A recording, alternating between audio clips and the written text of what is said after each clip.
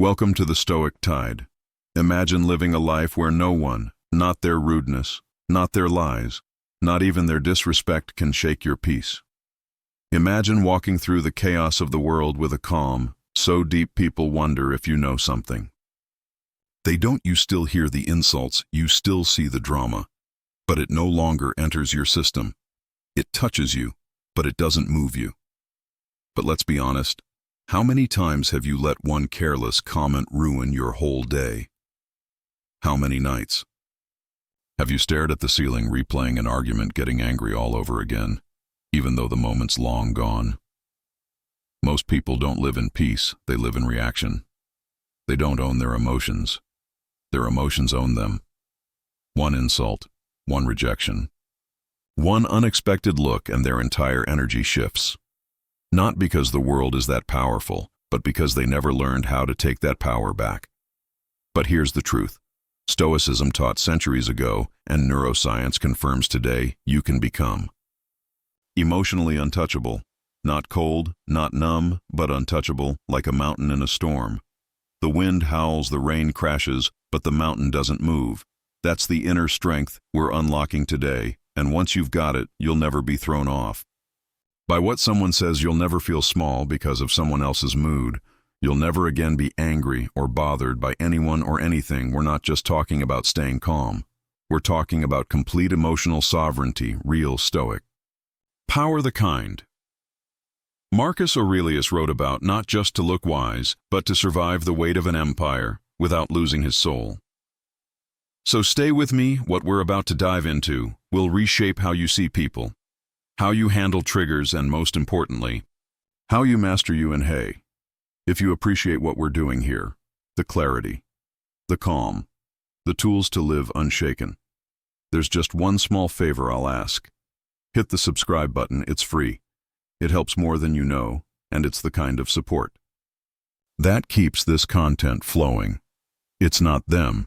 It was never them. That's the first shift in perception you need to make if you want to stop being angry, triggered, or emotionally hijacked by others. You think it's the way they spoke to you, the disrespect in their tone, the way they dismissed your effort or rolled their eyes, but that's just the surface. What really stings is what those moments awaken inside you, something deeper, something older, something you're not even fully aware is there. Carl Jung once said, until you make the unconscious conscious, it will direct your life and you will call it fate. That's what we do. Every time we blame other people for how we feel, we hand over the keys to our emotional state and then wonder why we're always being driven into chaos.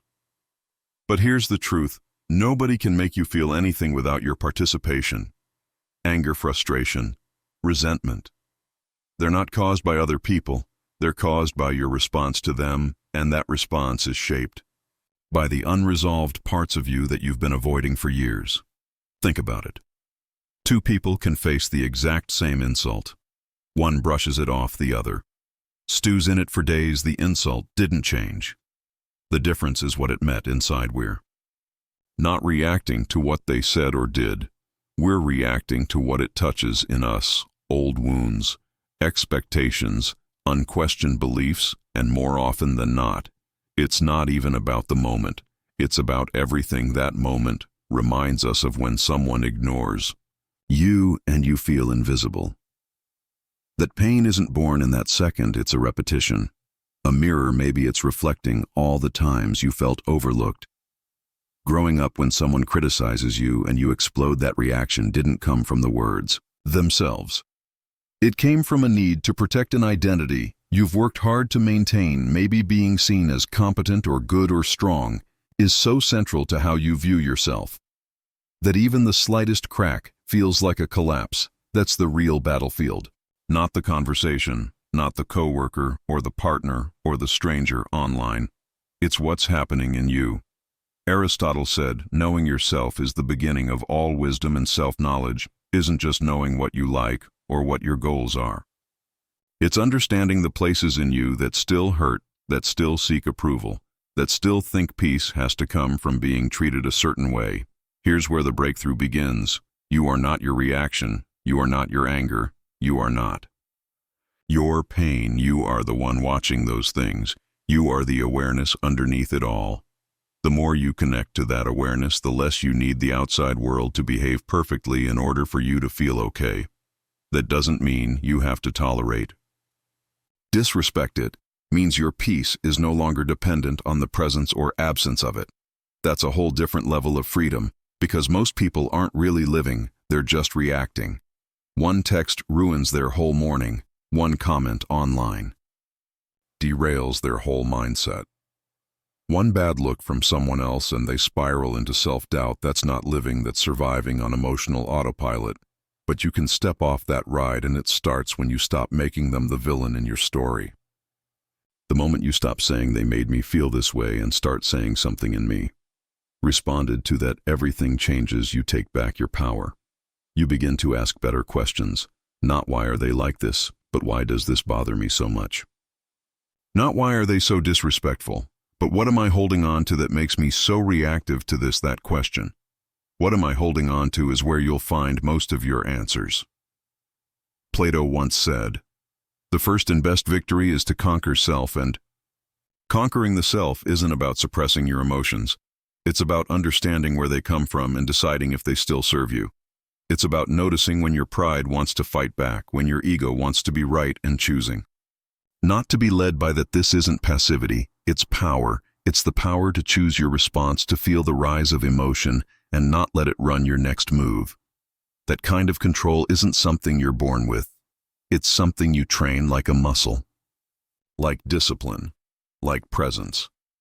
The people who trigger you the most, they're your greatest teachers, not because they're wise or kind or helpful, but because they show you exactly where you're still attached, where you're still raw, where you've built an identity that depends on others treating you a certain way to feel valid. And when you use those moments as mirrors, not battlefields, you grow. That's the difference between reacting and evolving. Socrates once said, "Let him who would move the Tyazi world first move himself." And that movement doesn't start with changing your environment. It starts with watching yourself more clearly, becoming aware of the stories you tell when something doesn't go your way, the assumptions you make, the roles you play, the truths you hold on to without question when you believe someone should treat you better, and they don't. That gap between expectation and reality becomes suffering. But when you accept that people will act based on who they are, not who you are, you stop tying your emotions to their behavior. You become unshakable because your peace is no longer reactive. It's rooted. You don't get offended as easily. You don't chase apologies. You don't need everyone to get you or agree with you or like you. You know who you are, and that knowing becomes your anchor. Even when the storm hits, even when someone disrespects you, even when life feels unfair, because you've stopped trying to control things that were never yours to control. You've stopped outsourcing your peace to people who are just as lost and reactive as you once were. You've stopped depending on the world to reflect back your worth. That's what Stoicism has always been about. Epictetus taught that we should concern ourselves only with what's within our control. Our thoughts, our actions, our beliefs. Everything else, what people say, what they do, how they treat us, is external. If you anchor your calm to the external, you'll never be steady. But if you learn to rest it in the internal, nothing can move you. That's the invitation to move through life with grace. Not because life is gentle, but because you are grounded to face criticism, rejection, misunderstanding, and remain clear. Not numb, not shut down, but strong, centered, awake. The next time someone tries to provoke you, let it pass through. Don't deny the reaction. Just don't identify with it. See it rise, watch it fall, let it be what it is. A ripple, not a wave, and if it still gets to you, if the sting lingers. If the thoughts come back later, good, that's not failure. That's the doorway. That's where you walk through and say, here's where I still need to do the work. Because the goal isn't to become emotionless. The goal is to become emotionally free, not controlled by impulses, not ruled by pride, but aware, intentional, unbothered. Not because you avoid life, but because you face it so deeply it no longer scares you. And when you live from that place, people notice. They may not say it out loud, but they feel it, the steadiness, the calm, the energy that says you can bring me chaos, but you won't pull me into it. That's not arrogance. That's mastery. And if you've made it this far, there's a reason. Some part of you knows it's time to stop giving your peace away to people who don't even know what they're doing.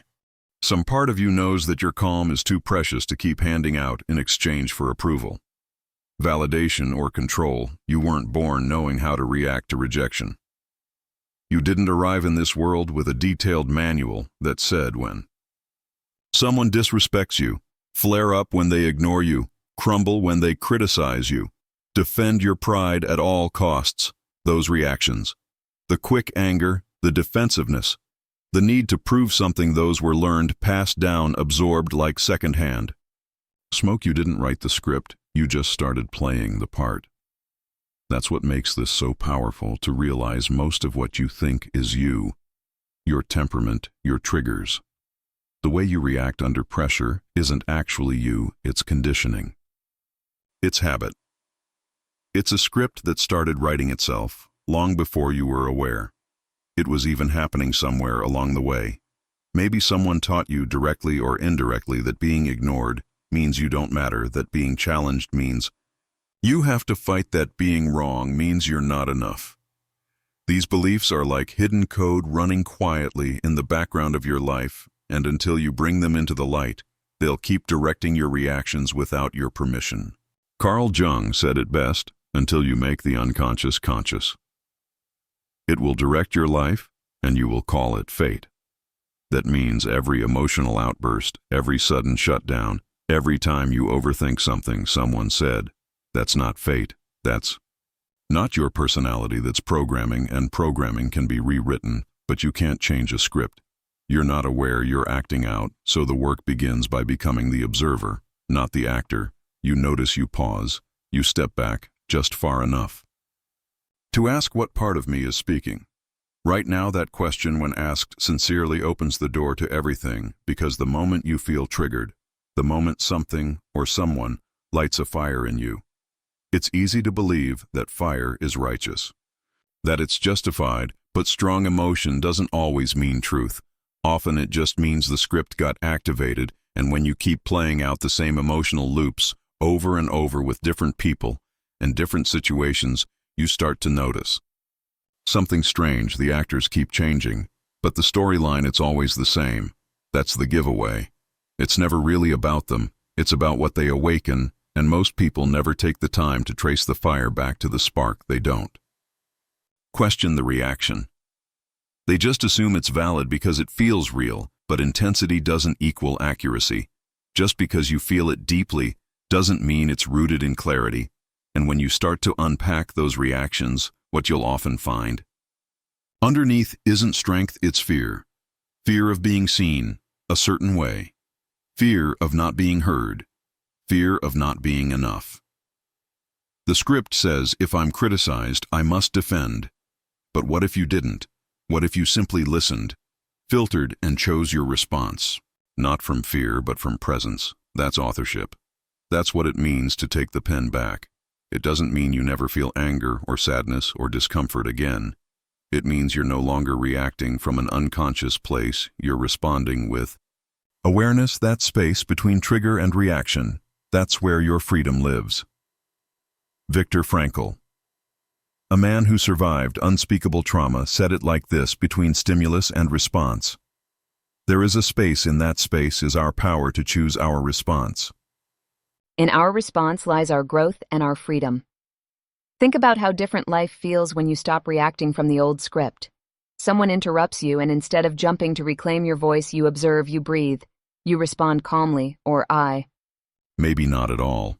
Not because you're weak, but because you've realized not every moment deserves your energy. You've stopped auditioning for people who don't hold the power to validate you. That shift isn't subtle, it's transformational, it's the moment. You move from being emotionally controlled to emotionally in control, not controlled as in robotic, controlled as in present conscious, grounded when you no longer need to prove or win or be right, just to feel secure you've won something much deeper than any argument could offer. and you begin to notice the scripts that once controlled you lose their grip. The need for approval fades, the fear of being misunderstood softens, the urge to match someone else's aggression with your own dissolves. You realize you don't have to mirror the chaos around you. You can be the calm that reminds people. There's another way to live, Plato once said. The first and greatest victory is to conquer yourself. He wasn't talking about domination.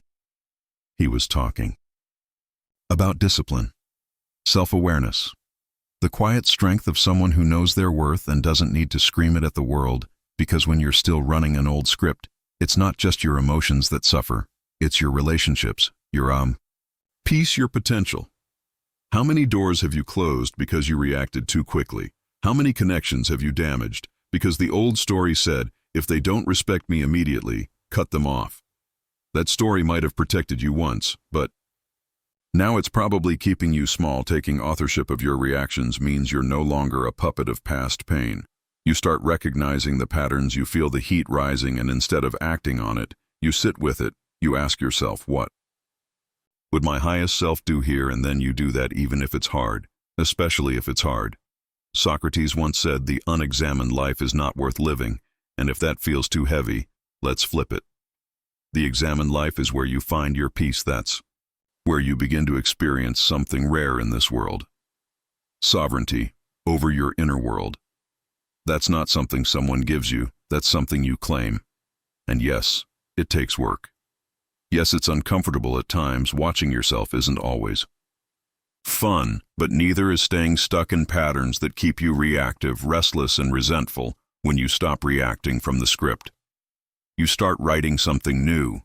You stop being the echo of every harsh word you've ever heard. You stop playing out roles written by fear, ego, or childhood. Defense mechanisms. You start living from choice, and people around you will feel the difference.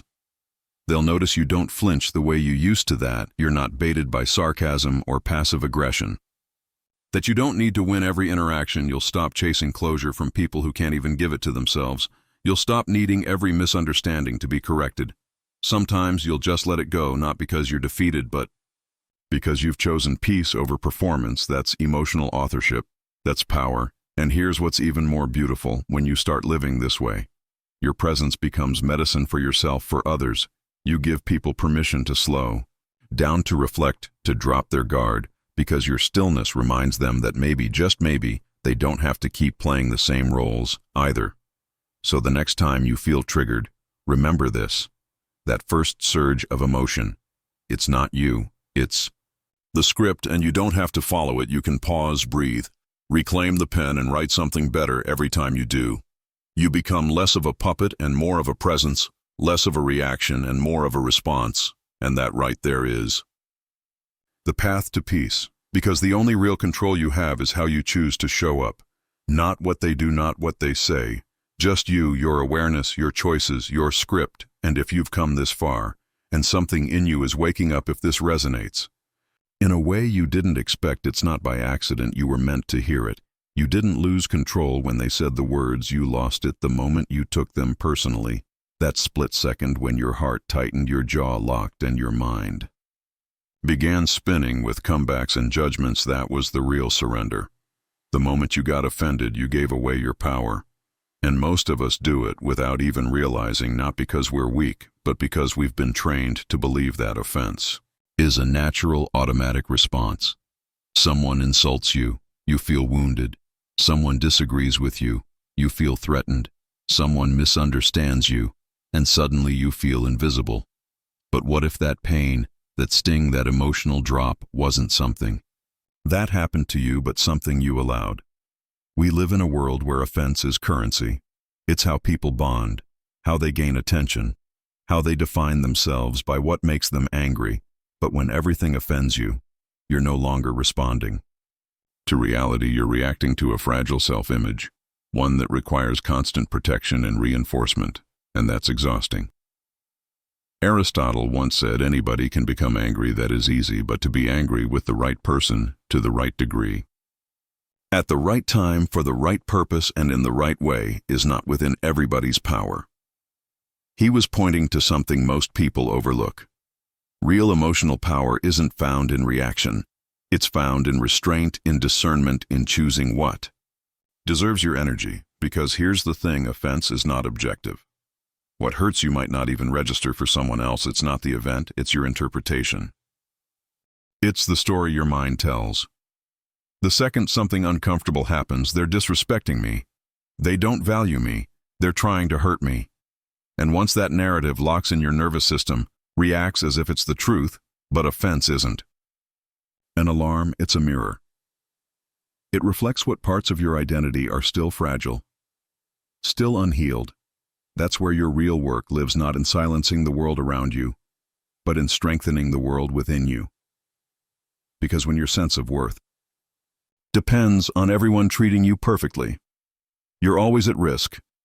One sharp word, one misstep, and your peace disappears. What makes someone truly unbothered isn't numbness. It's clarity. It's knowing that your value doesn't rise or fall based on someone else's opinion. It's knowing that you don't need everyone to understand you. You don't need every comment to be kind. You don't even need to be agreed with. What you need is to stop volunteering your power to people who haven't earned it. That power isn't something they take, it's something you give. Every time you let someone's words decide your mood, every time you shrink or explode to defend an identity, every time you let offense define the moment instead of your principles, and the more often that happens, the more you train your mind to look for disrespect, for betrayal, for injustice, even when it's not there. Plato warned us long ago. We can easily forgive a child who is afraid of the dark. The real tragedy of life is when men are afraid of the light, and this is exactly that we become afraid of truth, of growth, of self-responsibility, because it means we can no longer blame the world for how we feel. And that's uncomfortable at first, but it's also freeing, because if you're not responsible for your reactions, then you're just a puppet. You're always at the mercy of the next person's behavior, the next careless comment, the next disagreement. But if you are responsible, then everything changes. You realize you have options. You can pause, reflect, refrain. Choose. You can learn to ask yourself better questions in the heat of the moment. Not why are they like this, but why does this hit me so hard? Not how dare they, but what part of me still needs this kind of validation? That level of self-honesty might sting at first, but it liberates you because it puts the focus back where it belongs, on your inner world. You start to see offense not as an injury, but as insight, as feedback, as a signal that something in you is still raw, still seeking approval, still trying to prove its worth. And when you can look at that without flinching, without running, without blaming, that's when you start to grow.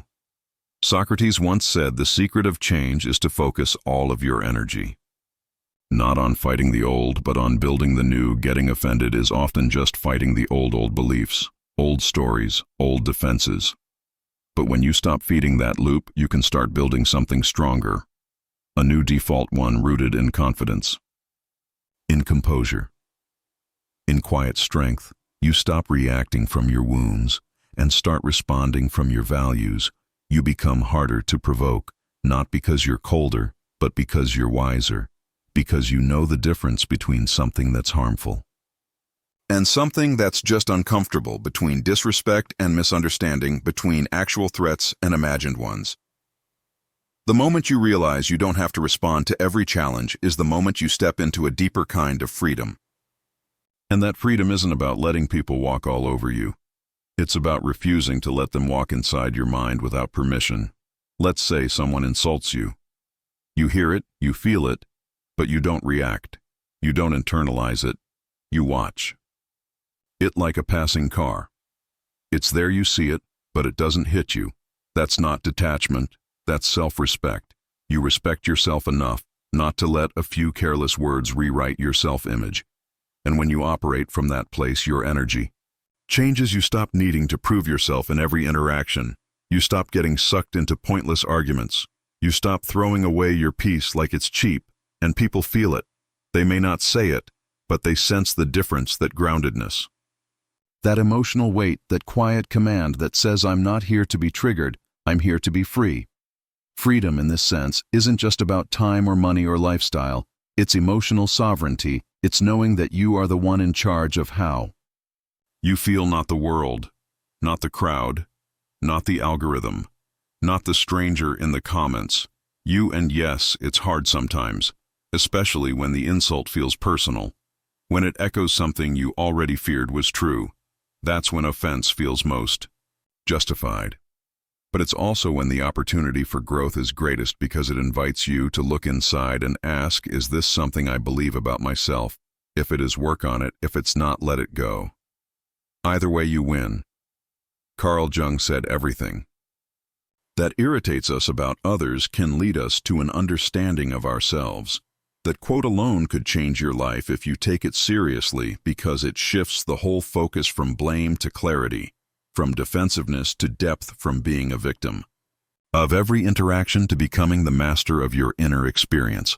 That doesn't mean you won't feel things. You will, you're human. But feeling something doesn't mean you have to act on it.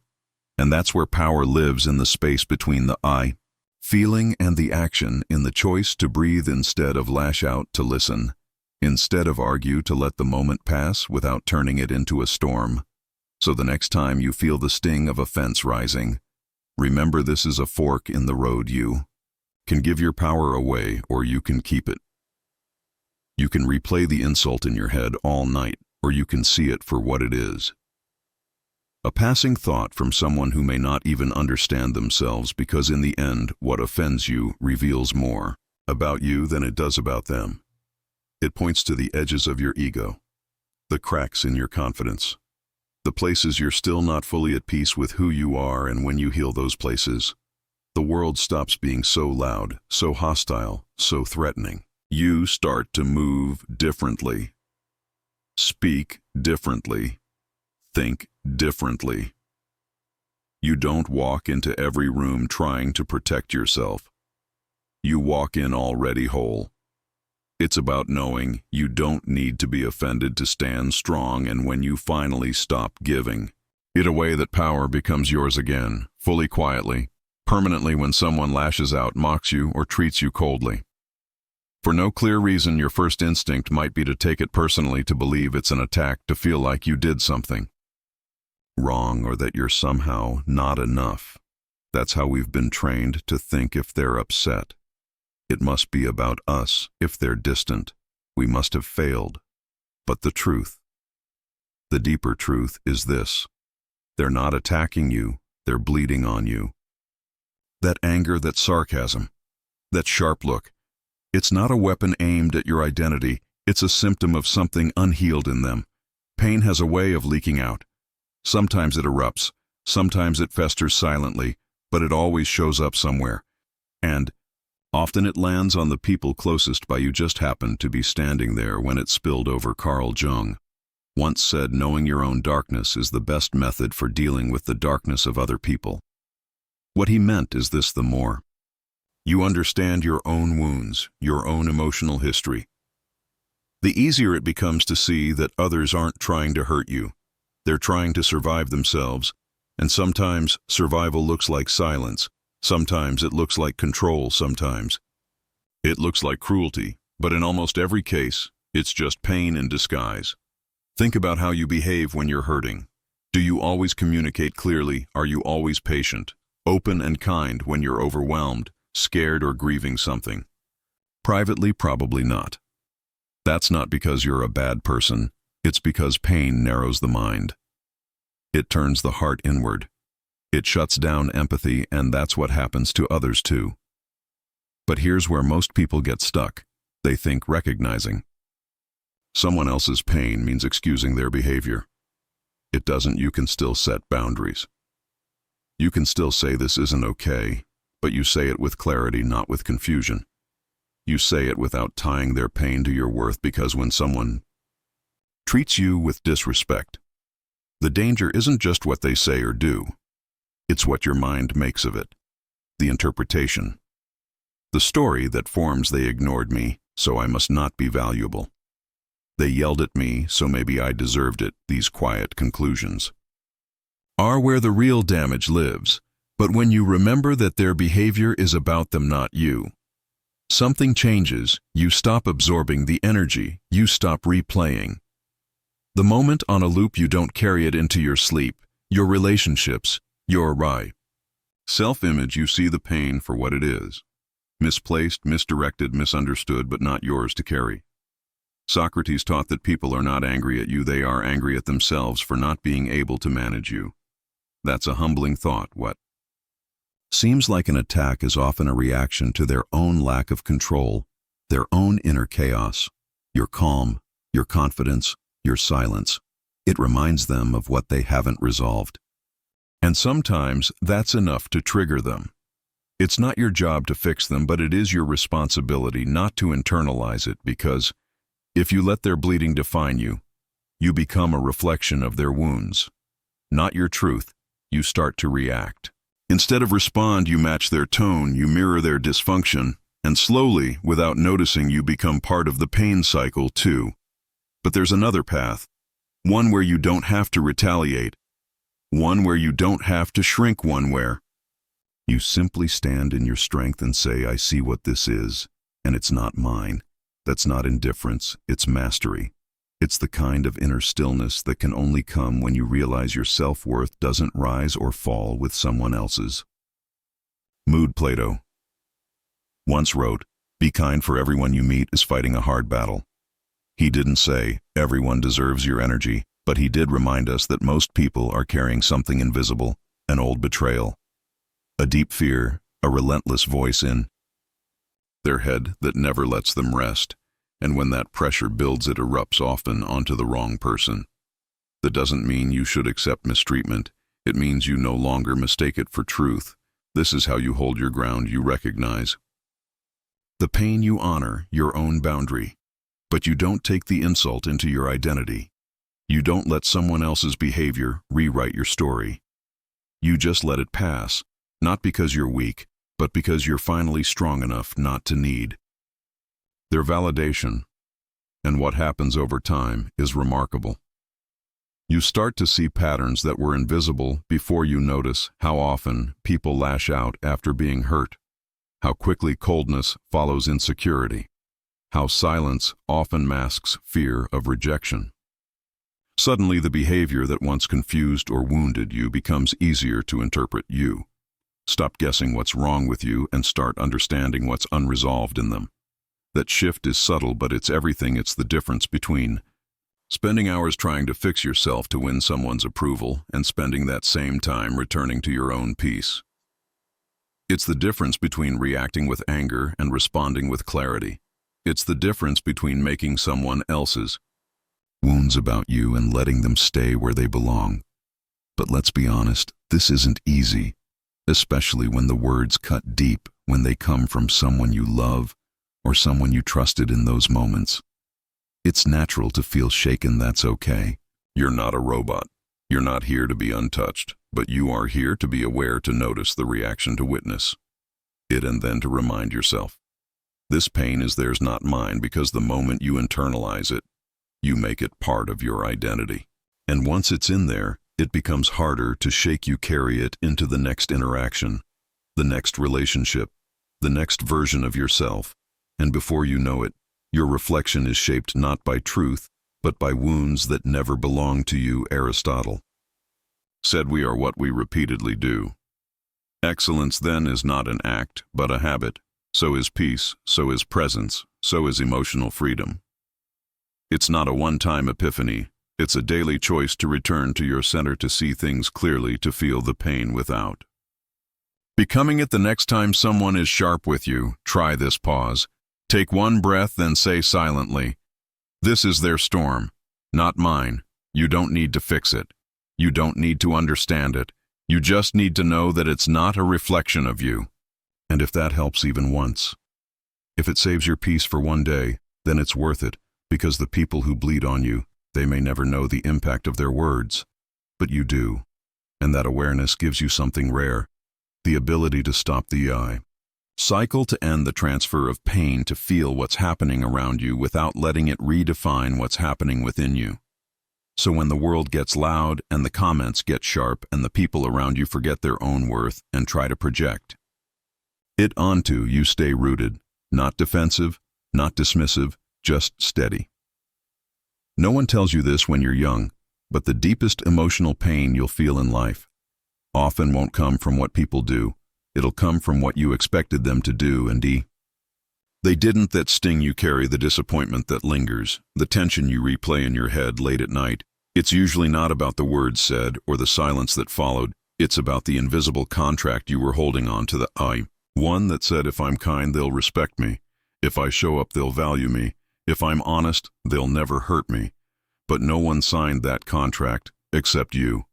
And when life doesn't follow your script, it feels like betrayal. But it's not betrayal. It's life being. Life, it's people being human, and it's you slowly learning that your expectations were never guarantees. They were silent demands that the world didn't agree to. Aristotle once said, "Hope is a waking dream, but unexamined expectations there. More like sleeping traps. You walk into them blindly thinking the world owes you something, thinking people will love you the way you love them, thinking fairness is a rule, not a hope, and when those expectations collapse, it doesn't just hurt, it breaks a version of reality you thought was secure."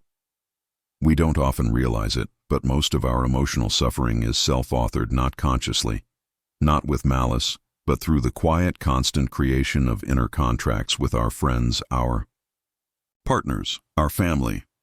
Even with strangers, we walk through life, believing if I do this, I should get that, but life doesn't work like a vending machine. You don't insert kindness and always get appreciation. You don't give your best and automatically receive fairness. People don't play by rules they never knew they were part of. And that's where the pain comes from when someone forgets to acknowledge your effort. It cuts not because of the act itself, but because of what you expected in return. When you open up to someone and they pull away, it burns. Not because sharing was wrong, but because you assumed they'd hold space for you. We don't just get hurt by what happens, we get hurt by what we thought should happen instead. Carl Jung said, "The most terrifying thing is to accept oneself completely, but I'd add that the most freeing thing might be to accept others as they are too. Not as we hoped they'd be, not as we assumed they'd act, but as they actually show up, because when you stop expecting people to behave like versions of themselves you created in your mind, you finally let reality breathe. And with that breath comes peace. This doesn't mean giving up on standards. It doesn't mean settling or tolerating harm, it means learning the difference between a value and an expectation. A value is how you choose to live, an expectation is how you believe others should live in response. One gives you power, the other slowly drains it. Plato once said, "Wise men speak because they have something to say, fools because they have to say something in a similar way. Wise people give because it's who they are, not because they're trying to force an outcome. When you remove the hidden strings from your actions, you start doing things from love, not leverage. That's rare and that's powerful. Think of how often you've felt let down by someone who didn't even know they were on a stage, reading from a script you wrote in your head. You thought they should know better. They should have said something, they should have shown up, but maybe they weren't trying to hurt you. Maybe they were just being themselves, imperfect, unaware, or operating from their own unspoken scripts. And maybe the real pain wasn't from what they did, but from what you expected them to do and never questioned until it was too late. Socrates reminded us the only true wisdom is in knowing you know nothing. That includes knowing how someone should respond or what someone should feel. The truth is we barely understand ourselves fully. So expecting others to meet us exactly where we think they should, at the exact emotional level we hoped for, that's setting yourself up to suffer. What if you started giving without needing something in return? What if you loved people for who they are, not who you hope they'll become? What if you let kindness be your baseline, not your bargaining chip? That's not weakness, that's emotional freedom, because the moment you let go of the emotional contracts, those silent agreements, where you believed your effort should guarantee you something, you start seeing people and situations more clearly. You respond based on values, not resentments. You stop punishing people for failing to fulfill roles they never auditioned for. It's not easy. At first, the ego loves to keep score. I did this, why didn't they do that? But the soul doesn't play that game. The soul gives, the soul forgives. The soul moves on, not to avoid pain, but because it knows clinging to invisible contracts only leads to bitterness, and that bitterness. It's like drinking poison and waiting for someone else to feel it, let it go. Write a new kind of contract, one that only involves you. One that says, I will speak honestly, I will show up fully, I will act with integrity, not because I expect a return, but because that's who I've chosen to be. That's where real strength begins. That's where you stop being controlled by disappointment. Because disappointment doesn't come from others. It comes from your story about them. Carl Jung also said, everything that irritates us about others can lead us to an understanding of ourselves, and what irritates us most when people don't act how we imagined, when reality doesn't match the emotional contract we were secretly holding. But instead of using that as fuel for frustration, use it as fuel for growth. Ask, what was I expecting? Why did I expect that? Was that fair? Sometimes it's not. About lowering your expectations, it's about letting go of the hidden ones, the ones you never voiced, the ones you didn't even know were running the show. Once those are gone, something beautiful takes their place. Gratitude you start to appreciate. People for what they do bring, not just what they don't. You begin to see life not as something that owes you a return on every investment, but as something rich in unpredictability, and oddly enough, when you stop expecting so much from others, they often show up more sincerely because there's no pressure, no score keeping, no silent weight they can feel but can't understand. You're just free. And if you've ever wondered why life feels so heavy, sometimes it's not always because of what's happening. It's often because of what you expected to happen and now have to let go of. Most of the pain you carry isn't from what the world does to you. It's from who you think you have to be in it, the person you believe you are, or more accurately, the person you think you're supposed to be is often the very reason you feel offended, rejected, or overwhelmed. That identity, the image you've been shaping and protecting for years, isn't just how you see yourself. It's a contract your ego wrote behind your back, full of terms that you never consciously agreed to yet follow every single day. It says things like, if I'm smart, I can't be wrong. If I'm kind, people must treat me gently. If I'm successful, everyone should respect me. These rules seem invisible, but you feel them every time someone touches a nerve, every time someone questions you, interrupts you, underestimates you, or doesn't see you the way you see yourself. Something inside tightens, and it's not just discomfort. It's fear that this identity you've built is being challenged, and if that identity breaks, you're left wondering what's underneath. Plato once said, the first and best victory is to conquer self, but how do you conquer something you don't fully understand? Most people don't realize that the image they're defending isn't who they truly are. It's a mask, a performance, a structure of beliefs built on experience, repetition, and the need to survive emotionally. It's not evil, it's not wrong, but it's fragile, and that's the problem. You suffer every time the world doesn't match your inner script. If someone calls you lazy and you see yourself as hardworking, the sting isn't in their words, it's in the clash. If someone ignores you and you pride yourself on being important, the pain isn't in the silence, it's in what it says about your value. Your identity resists anything that contradicts its narrative, and when it resists, it creates conflict inside first, then outside. Carl Jung said, we cannot change anything unless we accept it, and that includes the self. But acceptance doesn't mean passivity. It means recognizing the parts of you that are built on fear, approval, and pressure, and being willing to let them soften, being willing to question them, because when you ask, who am I really? Most people respond with roles, titles, labels. I'm a good person. I'm a leader. I'm not someone who gets disrespected. But these identities are often built defensively, not to express who we are, but to avoid who we fear being. So we hold tightly to them, and the tighter we hold, the more easily we break. What if your identity contract didn't need to be defended? What if you didn't need to be seen as right all the time, or strong all the time, or unbothered all the time? What if you could just be without explanation, without apology, without the mental gymnastics of proving who you are?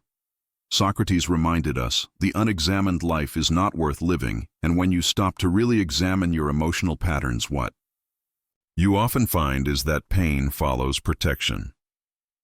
The more you protect an identity, the more vulnerable you become to anything that threatens it. That's not confidence, that's prison. Because then your peace depends on how others see you, how they speak. To you, whether they get you or not, but freedom. Freedom is knowing who you are at your core beyond the job. The compliments, the reputation, it's being secure in your character.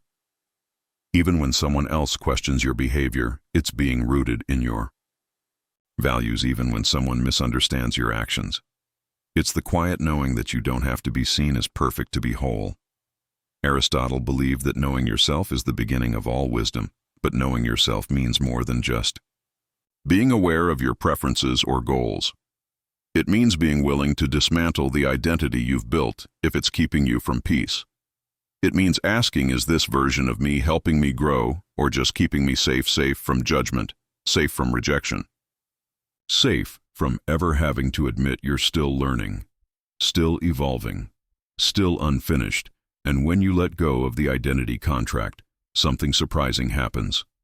You become less reactive. You stop seeing every disagreement as a personal attack. You stop needing every interaction to affirm who you are. You don't need to correct every misunderstanding. You don't need to chase every lost perception. You can let people think what they think, because you know who you are, and that knowing doesn't need defending. But here's the paradox. The ego convinces you that defending your image is strength, that being seen as certain, unshakable, and always composed is the goal, but real strength is humility. It's being able to say, yes, I used to believe that I've changed, or maybe I was wrong, or I don't need to convince you. That's not weakness, that's power. Because now your identity isn't rigid. It's alive. It breathes it, adapts it, evolves, and it doesn't collapse.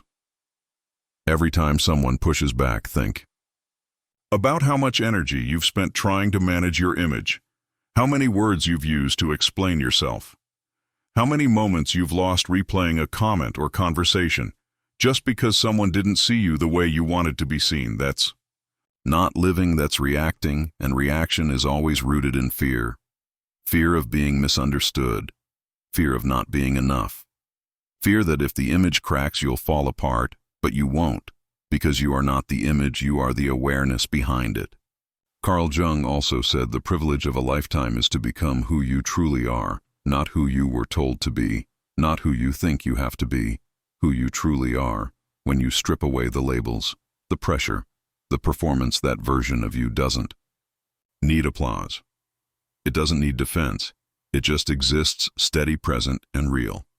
And when you start living from that place, you become untouchable in a different way. Not because nothing affects you, but because nothing defines you without your permission. You're no longer chained to reactions. You respond from clarity, from wholeness, from depth. That's why the person you think you are, the one you've been holding on to, is often the root of your suffering, because as long as your peace depends on protecting that version, you'll never feel safe. You'll always be chasing approval, dodging criticism, trying to stay inside the lines of an identity that may have served you once, but now just limits you.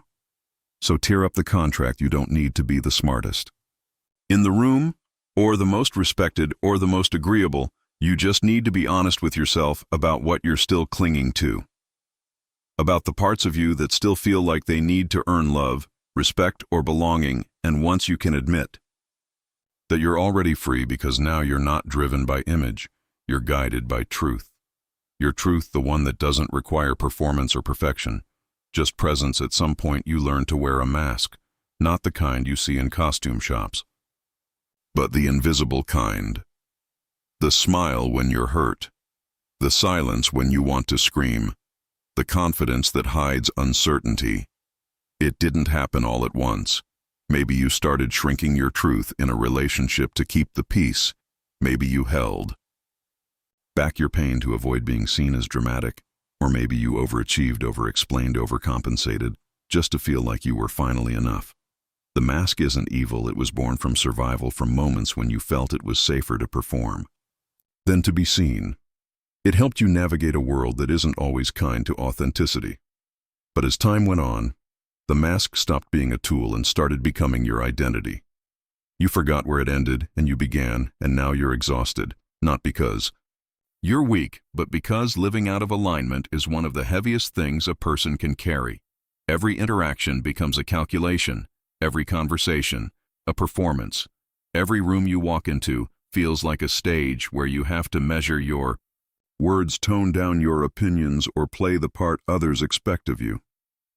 Carl Jung said the privilege of a lifetime is to become who you truly are. But before you can become that person, you have to let go of who you're pretending to be, the version of yourself, built to impress, to protect, to please. That version might have gotten you approval, but it never brought you peace. It might have kept you liked, but it didn't make you feel loved. Not really, because you always knew deep down they weren't loving you, just the mask. And that's where the suffering begins, because pretending is a kind of betrayal.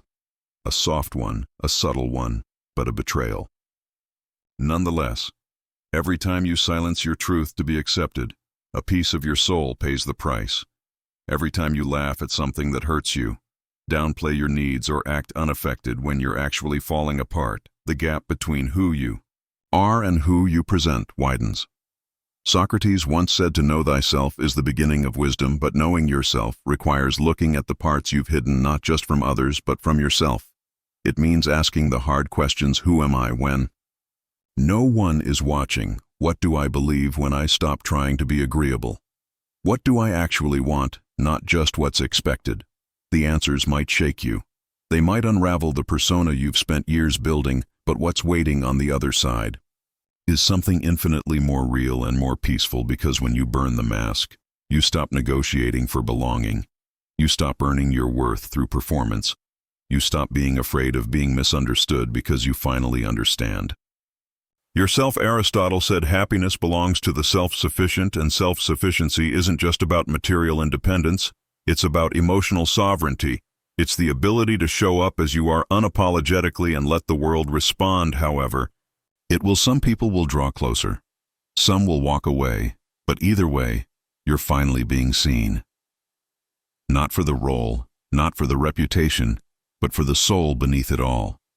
There's a kind of freedom that only comes when you stop protecting the mask. It's not loud, it's not dramatic, it's quiet and steady. It looks like speaking honestly, even when your voice trembles. It looks like choosing peace over perfection.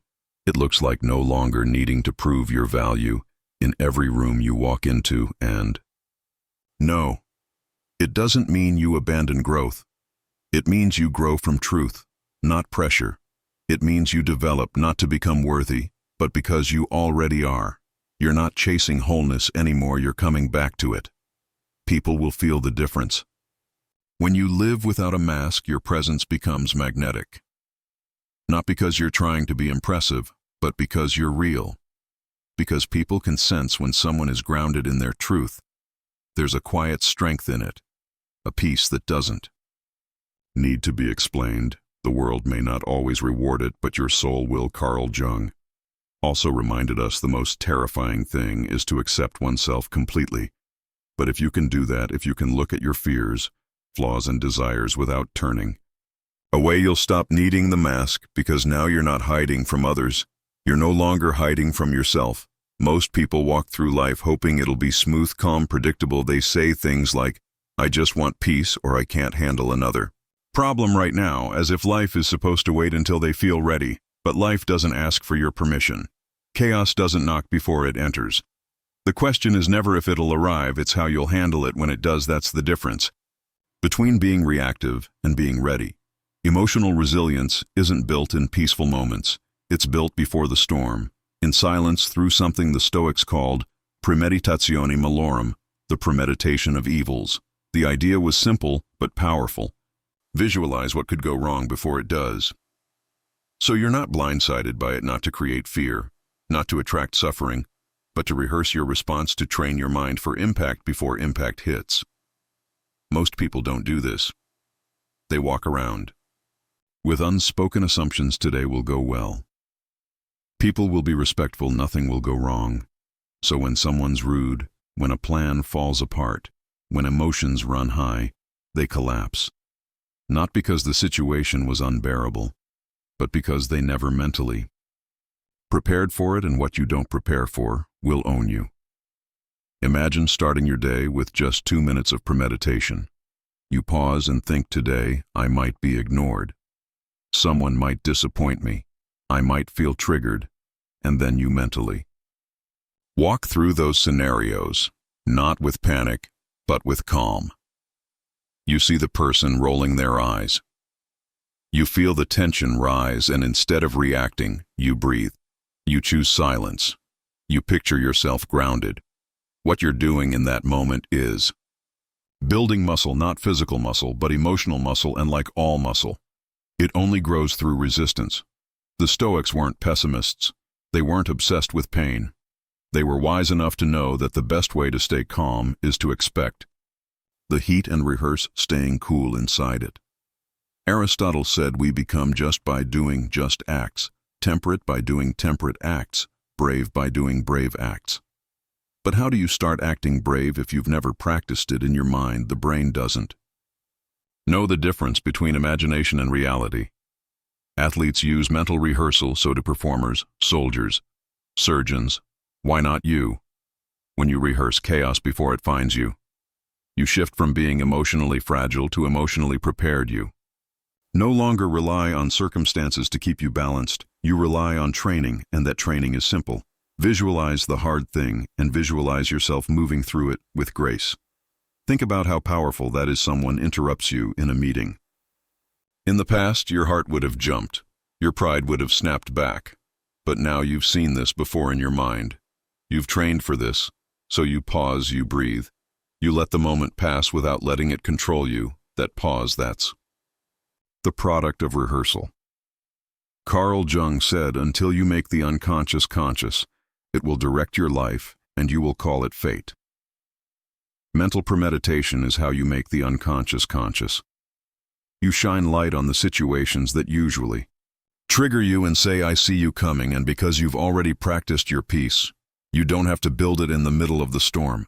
This isn't about becoming paranoid, it's about becoming prepared. Life will bring discomfort. That's not a flaw in the system. It's part of the design. People will misunderstand you. Delays will happen. People you love will disappoint you if you expect smoothness. Every bump feels like an attack, but if you've rehearsed the bumps, you glide over them, not because they don't hurt, but because they don't surprise you. Socrates once said, the secret of change is to focus all of your energy not on fighting the old, but on building the new. Rehearsing chaos isn't about obsessing over the past, it's about building new wiring in your mind.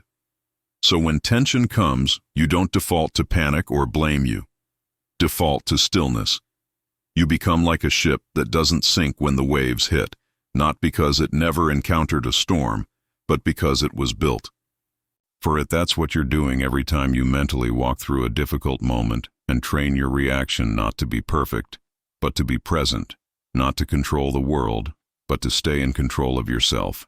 And here's what happens when you live this way. The world stops feeling so threatening, not because it changes, but because you change. You stop fearing people's opinions because you've already rehearsed not needing them. You stop dreading tough conversations because you've already imagined staying grounded through them. You stop reacting to every inconvenience like it's personal because you've trained your mind to see it as a test, not an attack. Peace is a practice. Strength is a rehearsal. You don't become calm by accident. You become calm by choice made over and over again in your thoughts before the moment arrives. So start small each morning. Ask yourself, what could challenge me today? Who might frustrate me? What could go wrong? And then see yourself responding not with anger or fear, but with awareness. Breathe into it. Don't run from the scenario. Meet it with your mind. That's your mental gym. That's where resilience is born. It's not the pain that breaks you. It's the fact that you didn't see it coming, the betrayal, the silence, the shift in someone's energy. The moment it hits your chest tightens, not just from the sting of it, but from the shock. How could they do this? Why now? Where did this come from? That's the real wound. The pain is sharp, yes, but the surprise is what makes it unbearable. You expected something else, that's why it hurts you. Assumed loyalty would be returned, that your effort would be seen. That someone would treat you the way you would have treated them, and when they didn't, it shattered. Not just the moment, but your belief in how things were supposed to go. It wasn't just heartbreak, it was the disruption of your inner world. We don't suffer most from injury, we suffer from disorientation. Aristotle once said the aim of the wise is not to secure pleasure, but to avoid pain. But even the wise cannot avoid all pain. What they do avoid is being shocked by it because they expect it. Not in a cynical way, but in a prepared way. They rehearse the possibility, they leave space for life to be unpredictable, for people to be imperfect. And in that space, they cushion themselves from collapse. The moment you think the world owes you consistency, you've set yourself up to be knocked off center. You might not realize it, but you're carrying expectations around like invisible glass towers. You build them without warning.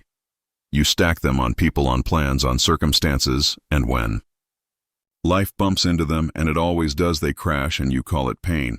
But it wasn't the bump. It was the blindness. You didn't think it could happen, that they could change, that life could turn left so quickly. And so you crumble, not because you're weak, but because surprise feels like betrayal, and betrayal, even when unintentional, shakes the foundation. Carl Jung said, what you resist persists, and we resist acknowledging that people are unpredictable, that outcomes can shift, that tomorrow is not promised. So we cling to how we think things should unfold, and when they don't, we interpret the change as suffering. But what if you stopped expecting smoothness? What if instead you built your internal world with enough flexibility to absorb the impact? That doesn't mean living in fear. It means walking into life with open eyes, seeing things clearly, preparing your mind not for disaster, but for reality. The Stoics understood this. They practiced premeditatio malorum, the premeditation of adversity. They would wake up and ask themselves, who might upset me today? What hardship could I face? Not because they were pessimists, but because they knew that pain is inevitable. But being shocked by it is optional. It's the difference between being hit and being hit off guard. You felt this before, the moment you were criticized out of nowhere, the breakup you didn't expect, the job you thought was secure, that suddenly vanished, the pain itself you could have handled, but the story, your mind told the story that said this isn't how it was supposed to go. That's what broke you.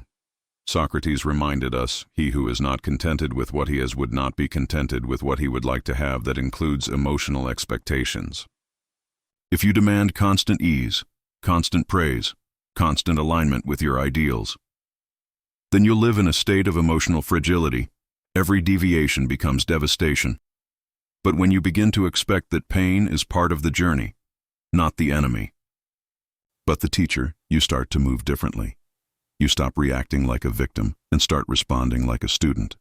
You stop asking why me and start asking what now. The surprise fades. The shock softens, and what remains is clarity. That clarity says, yes, it hurts, but no, I'm not broken. It says, I didn't see this coming, but I was ready anyway. That's a powerful place to live from.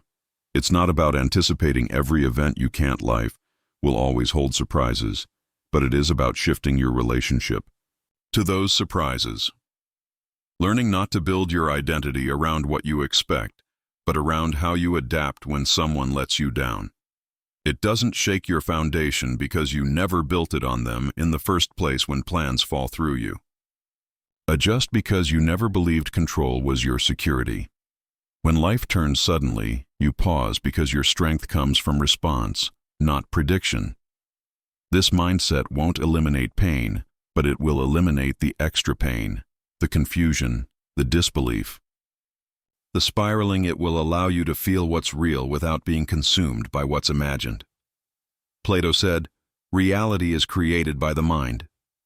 We can change our reality by changing our mind. When you stop believing that life must always align with your hopes and start accepting that it often won't, you stop being thrown every time it doesn't. You become steady, you become ready, and in that readiness, Peace begins to grow, so the next time life hits hard, pause, ask yourself, is this pain real, or is this the result of surprise? And if it's the surprise, smile.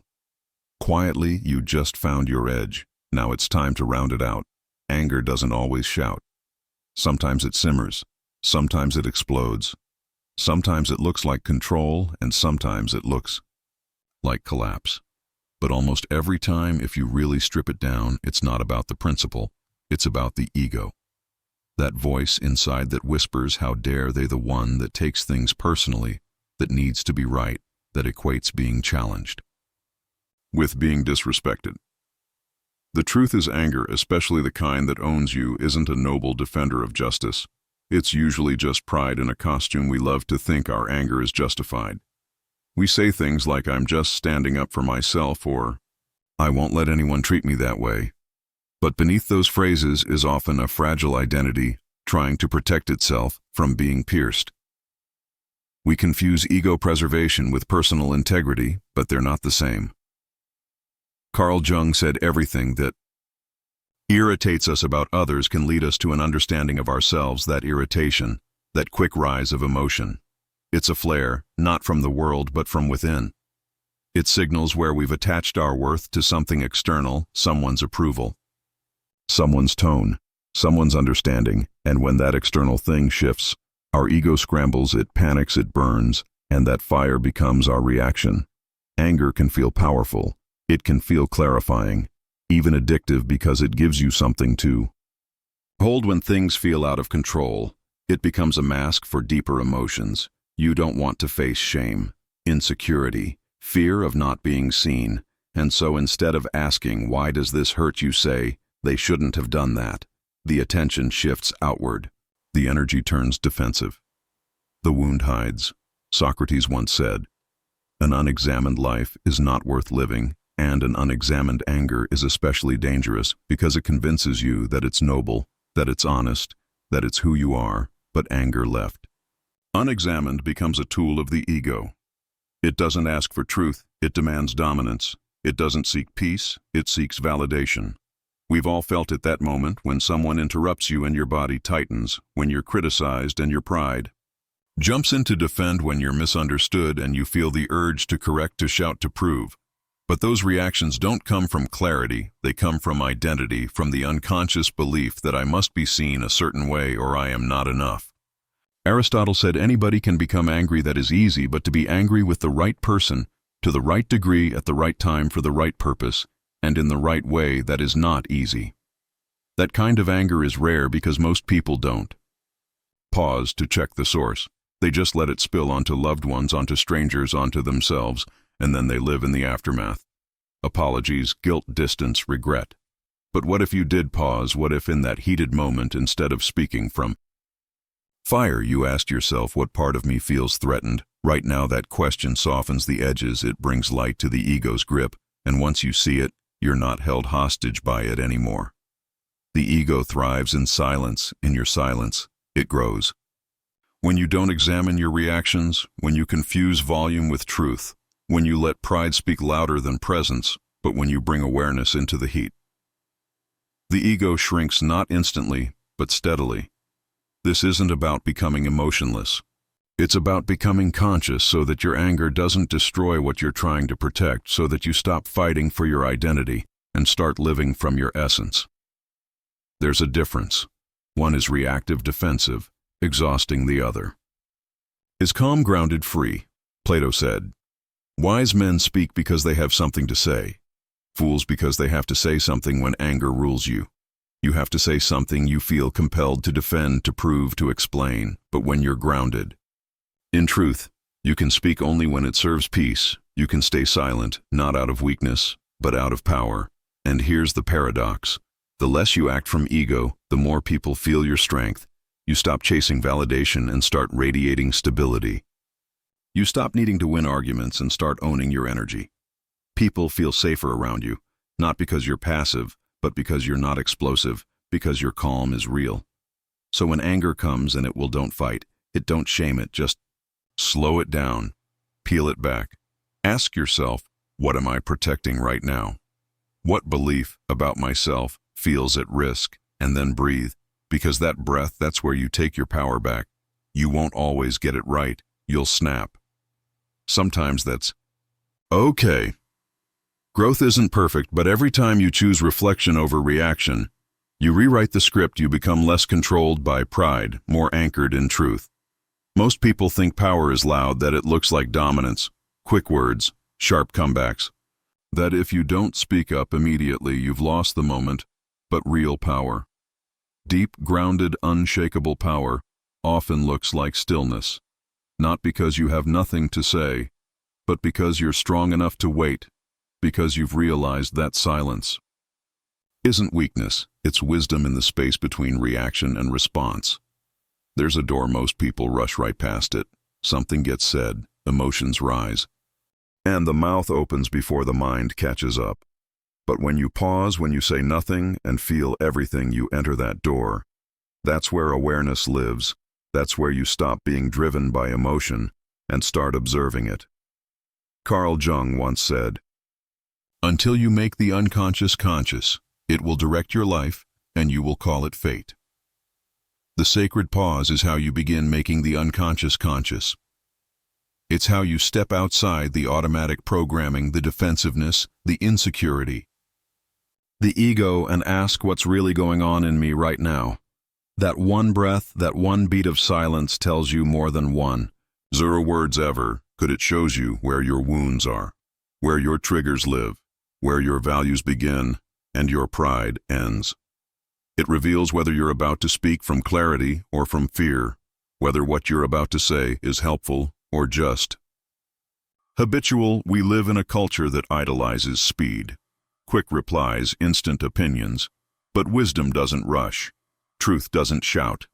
And the people who've mastered themselves the most aren't the ones with the best arguments, they're the ones who can hold silence without needing to fill it. Aristotle said, knowing yourself is the beginning of all wisdom. But self-knowledge doesn't arrive in the middle of an emotional storm. It comes in the stillness, in the pause, in the choice not to lash out, just because something stung. When you feel everything without reacting to all of it, you gain access to something most people never touch. Discernment. You learn the difference between pain and truth, between urgency and importance, between what needs to be said now and what's better left unspoken. Sometimes the most powerful thing you can do is not defend yourself, not because you're surrendering, but because you no longer need every moment to prove something. You're not building your identity on reactions anymore. You've outgrown that. You'd rather be at peace than be right. You'd rather be aligned than be loud. Socrates reminded us the greatest way to live with honor in this world is to be what we pretend to be, and most of us pretend to be strong. But strength isn't in dominance, it's in discipline, in the ability to hold your energy, to observe the chaos without becoming it, to stay grounded. Even when your emotions beg you to speak, this doesn't mean you suppress how you feel.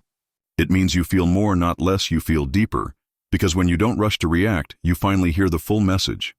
Your emotions are trying to send you realize that the anger is protecting something vulnerable, that the sadness isn't weakness.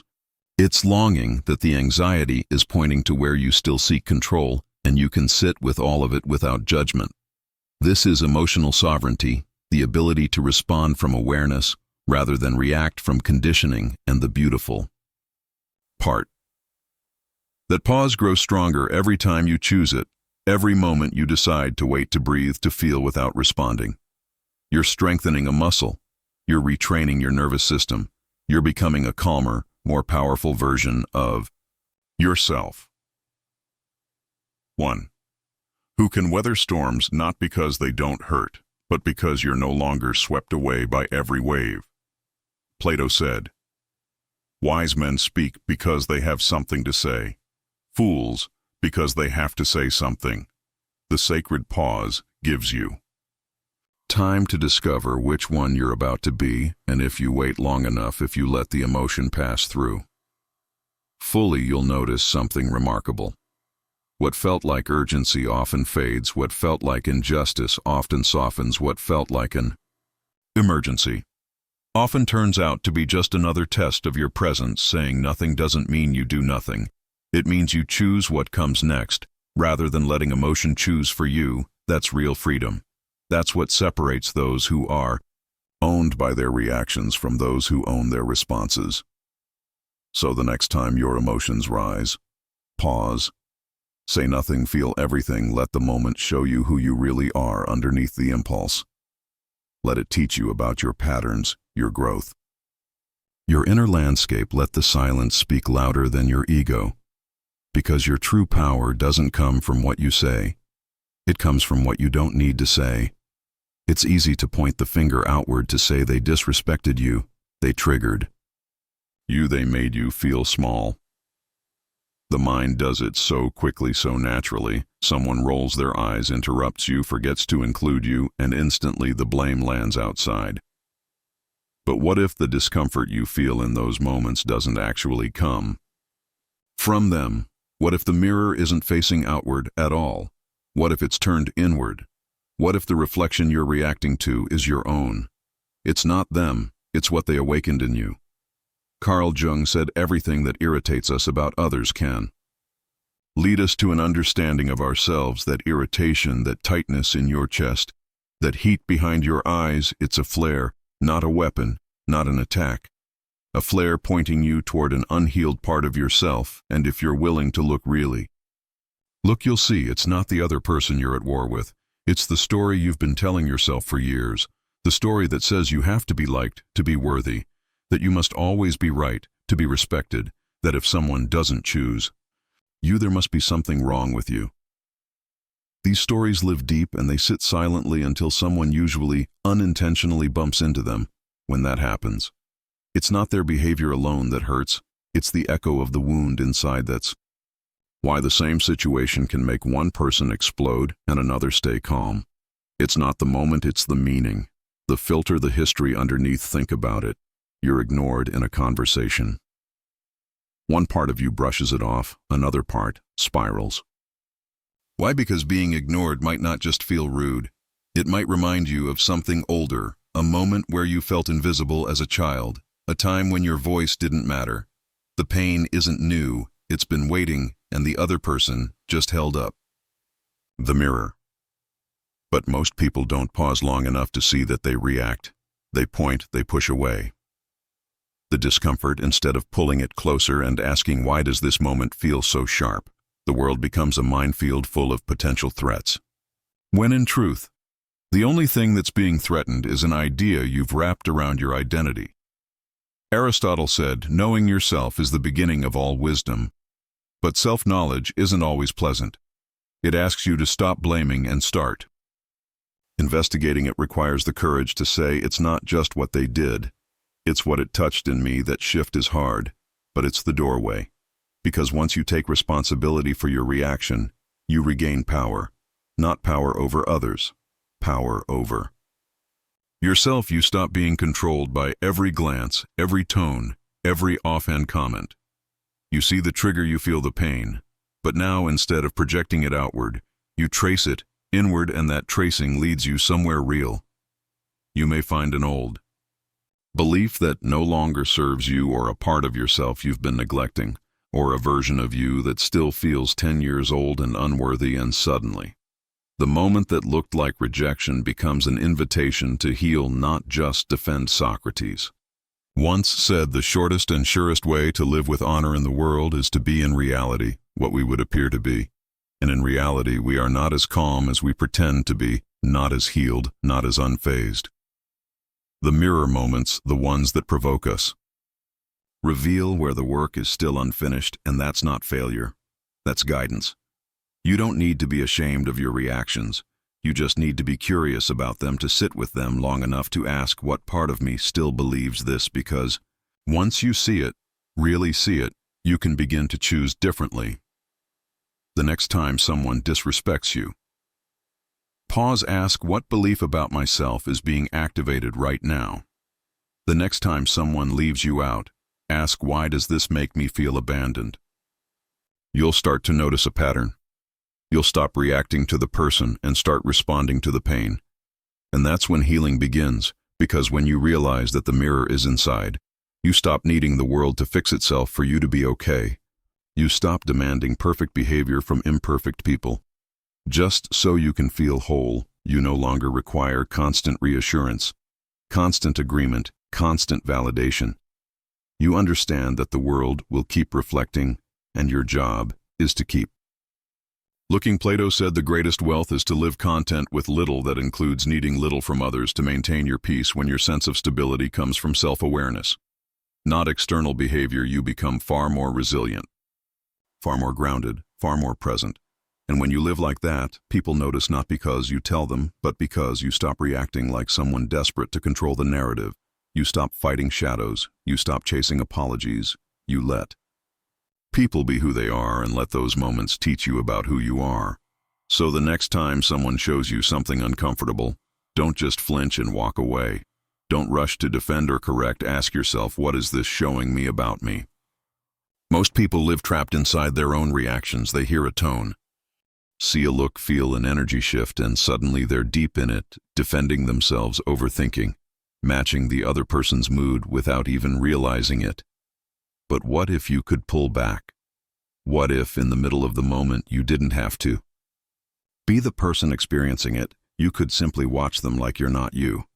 That shift is subtle, but it changes everything when you detach into observer mode. You step out of the emotional swirl and into clarity. You stop seeing the situation from inside your ego and start seeing it from above, like you're floating above the conversation, witnessing it, like a quiet presence. The emotion doesn't disappear, but it doesn't own you anymore. You're no longer the puppet of your nervous system. You're the one holding the strings. Carl Jung once said, "Who looks outside dreams, who looks inside awakes."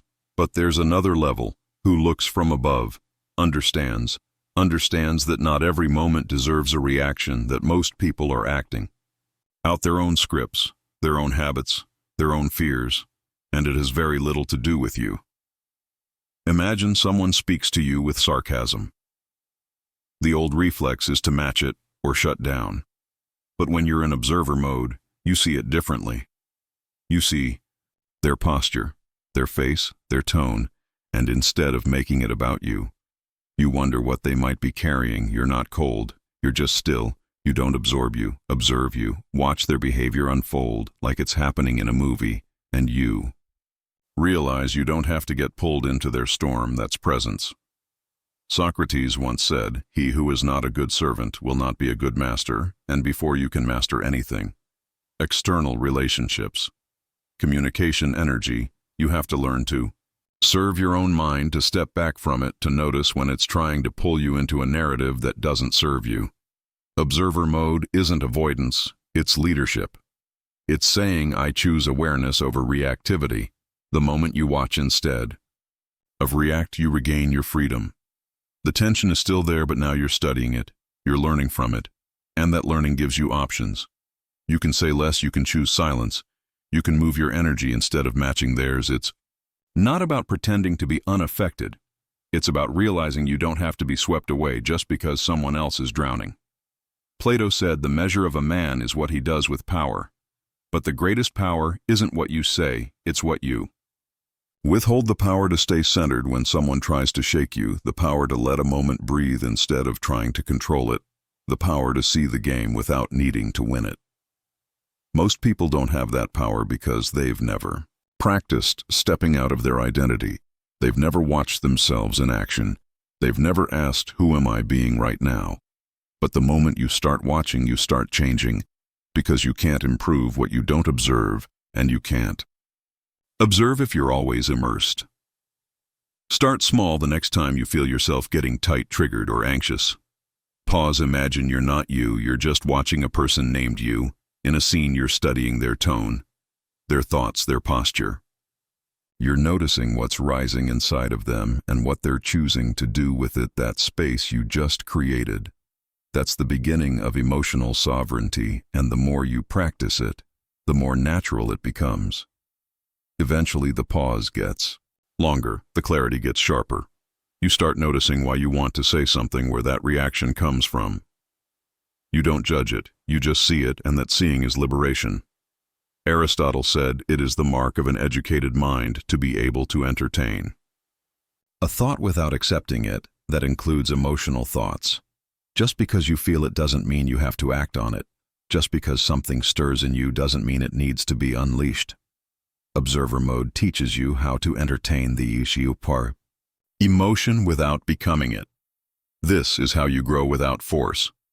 You stop chasing control and start cultivating presence. You stop needing everyone to act a certain way so you can feel okay. Instead, you trust your ability to remain grounded because you've trained for it, not with aggression, not with overthinking, but with awareness. And once you've lived from that place, once you've tasted the quiet power of watching instead of reacting, you won't want to go back. You'll start choosing peace. Not because you're afraid of conflict, but because you know what it costs to constantly be inside it when someone disrespects you. It's easy to meet them with sharpness. When someone snaps at you, ignores you, mocks you, it's natural to want to mirror that energy, to give them a taste of their own medicine, to strike back verbally or emotionally, because your pride flares up and demands justice. But what if I told you that the strongest counterpunch isn't anger or revenge, it's compassion, not the soft, overly sentimental kind, not pity, true compassion. The kind that sees through the surface behavior and asks what must they be carrying to act this way. It doesn't mean you excuse bad behavior. It doesn't mean you let people walk all over you. It means you refuse to join them in their pain. You see it clearly for what it is, and instead of reacting, you rise above it, because once you understand that most people's cruelty isn't born from power, but from suffering, you stop seeing enemies and start seeing wounds. Carl Jung once said everything that irritates us about others can lead us to an understanding of ourselves, but it can also lead us to an understanding of them. That bitterness you see in someone's tone, it probably didn't start with you, that coldness, that arrogance. It's usually a shield, something they learned to wear a long time ago.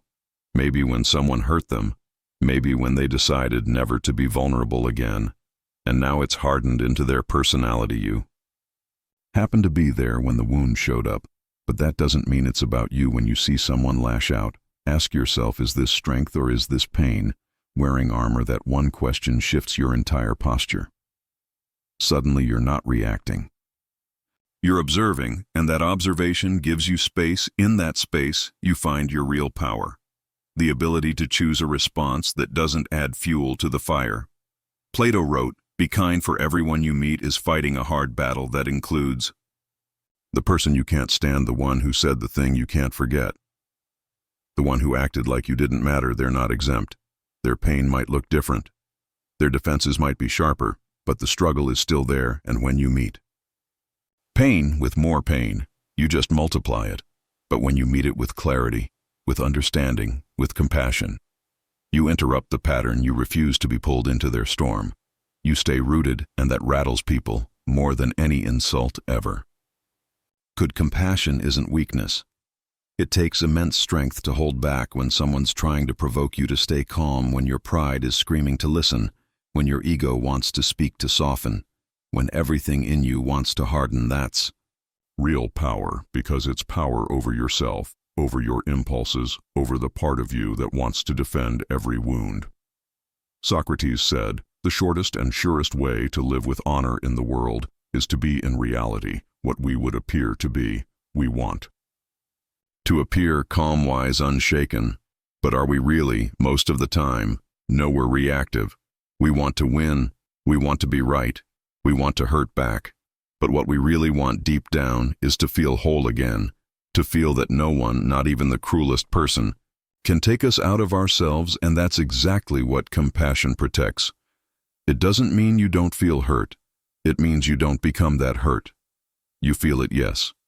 You acknowledge it, but then you breathe and you ask, what is the most powerful thing I can do here that doesn't cost me my peace? Sometimes that means saying less. Sometimes it means walking away. Sometimes it means responding gently when everything in you wants to be sharp, not for them, but for you, because you're not here to play small games. You're not here to let someone else's pain decide who you become. In the moment you're here to master yourself.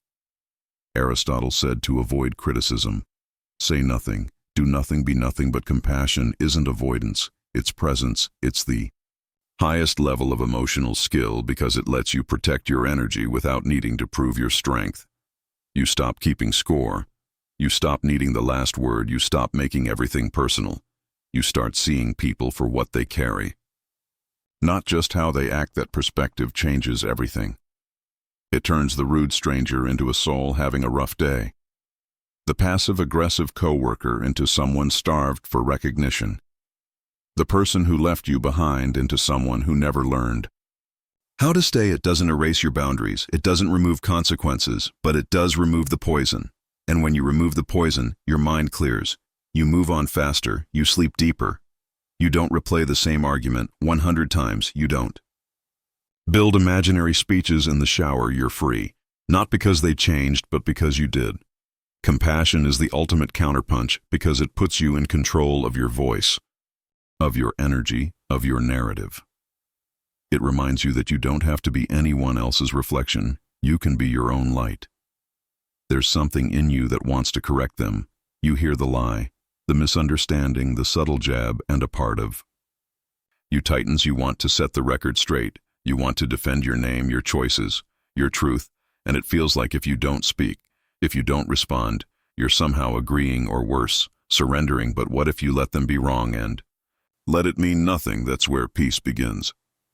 Most of us think that being right equals strength, that when someone misjudges us or twists a story, it's our responsibility to correct it, to stand up and speak our truth at all costs. But often the cost is much higher than we realize: our time, our energy, our calm, our sleep. We trade peace for being right, and we never stop to ask if it was even worth it. Carl Jung once said people will do anything, no matter how absurd, to avoid facing their own soul. That includes arguing over things that don't need resolution. That includes obsessing over misunderstandings that don't actually impact your life. That includes chasing the illusion that if they just understood you could finally rest. But peace doesn't come from being understood. It comes from understanding yourself enough to know you don't need to be. We've all had moments where someone misrepresents us, tells the story in a way that puts them in the right and us in the wrong, and immediately, the mind starts building a case, gathering receipts, rehearsing speeches. But all of that lives inside the same wound. The belief that our worth depends on their version of the truth. It doesn't. Aristotle said it is the mark of an educated mind to entertain a thought without accepting it. The same goes for criticism, for assumptions, for opinions thrown your way that miss the point entirely. You can hear them, even hold them in your mind for a moment, and choose not to accept them, not because you're afraid of conflict, but because you finally reached a level of inner clarity where not everything deserves a response. Letting someone be wrong about you is not weakness, it's strength in its most silent form. It says, I know who I am, and I don't need your agreement to feel real. That doesn't mean you never speak up. It means you choose when to speak, based on purpose. Not pride. You stop responding to bait. You stop explaining yourself to people committed to misunderstanding. You stop begging for fairness in conversations that were never about truth in the first place. Socrates taught that strong minds discuss ideas, average minds discuss events. Weak minds discuss people. When you engage in endless correction and defense, you often get pulled into that last category, discussing people, including yourself, in ways that go nowhere. But when you rise above the need to be right, you enter a quieter place, a clearer place, a higher place, and from there something remarkable happens. The world becomes lighter. You realize that not everyone needs to like you, that not every story needs correcting, that sometimes the most powerful thing you can do is nod, say nothing, and keep walking, not out of indifference, but out of discipline. Because you know what peace costs, and you're no longer willing to trade it for the illusion of control. Let them think you're arrogant. Let them believe you were wrong. Let them paint you however they need to justify their own narrative. You don't have to carry their version of you into your next chapter. You don't have to waste hours reshaping a story that wasn't even true to begin with. Plato said, opinion is the medium between knowledge and ignorance, and most of what people think about You is just that opinion filtered through their pain, their projections, their limited view. You don't need to argue with opinion. You just need to live your truth so fully, so freely, that your life becomes the answer that's the most powerful kind of correction. None at all. Just peace. Just presence. Just showing up again and again, aligned with your values, regardless of the noise around you.